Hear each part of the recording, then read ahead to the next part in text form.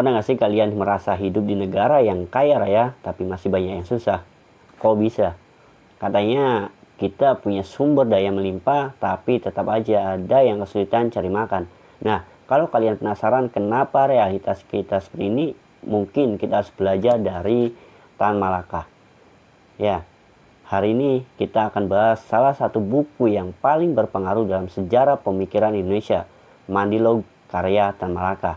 Buku ini bukan sekedar bacaan berat yang penuh teori, tapi sebuah ajakan buat kita semua buat berpikir lebih kritis dan rasional dalam melihat dunia, terutama kondisi Indonesia sekarang. Jadi, apa sih Mandilog itu? Ya, singkatan dari materialisme, dialektika, dan logika. Ini adalah metode berpikir yang Tan Malaka tawarkan untuk membebaskan masyarakat dari cara berpikir mistis dan feodal yang seringkali bikin kita susah maju. Kalau kita melihat sekarang, masih banyak nggak sih pola pikir feodal di Indonesia? Jawabannya ya masih banget. Coba deh perhatikan, kita sering banget percaya hal-hal tanpa dasar logika yang kuat.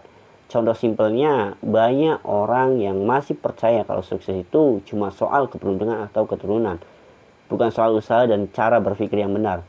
Tan Malaka dalam Mandilog ngajarin kita buat mendasarkan pemikiran pada fakta dan logika, bukan sekedar mitos atau kepercayaan turun-temurun yang nggak terbukti sama sekali.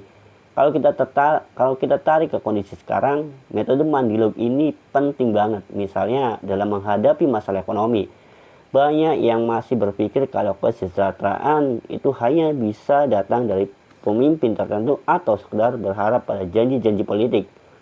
Padahal kalau pakai cara berpikir materialisme, kita harus lihat faktor-faktor konkret yang membuat masyarakat makmur, seperti sistem pendidikan yang baik, akses ekonomi yang merata, dan kebijakan yang berpihak pada rakyat. Selain itu, Tan Malaka juga mengajarkan kita berpikir dialektis. Artinya kita harus bisa melihat perubahan sebagai sesuatu yang alami dan memahami bagaimana kontradiksi dalam masyarakat itu bekerja. Contohnya, sekarang banyak anak muda yang mulai sadar akan ketimpangan sosial dan mencari solusinya. Ini bentuk dialektika yang dimana perlawanan terhadap sistem yang tidak adil mulai muncul. Tapi, kalau kita nggak sadar dengan cara berpikir ini, kita bisa terjebak dalam pola lama, mengeluh tanpa ada aksi nyata. Yang terakhir, logika. Ini hal yang paling dasar di era media sosial kayak sekarang. Kita sering banget dibombardir informasi yang belum tentu benar. Nah, logika ini yang bisa jadi senjata kita buat memilih mana informasi yang valid dan mana yang cuma hoax atau propaganda. Tan Malaka dari dulu udah ngajarin kita buat berpikir kritis, biar nggak gampang ditipu atau dikendalikan oleh pihak-pihak tertentu. Jadi, kalau kita lihat kondisi dunia sekarang, banyak banget aspek kehidupan yang bisa kita ubah kalau kita mulai berpikir pakai metode Mandilog.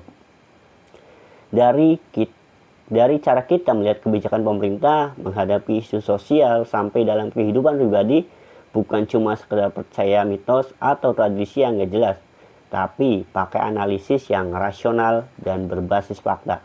Kesimpulannya, buku Mandilog ini tetap relevan bahkan setelah puluhan tahun sejak pertama kali tulis.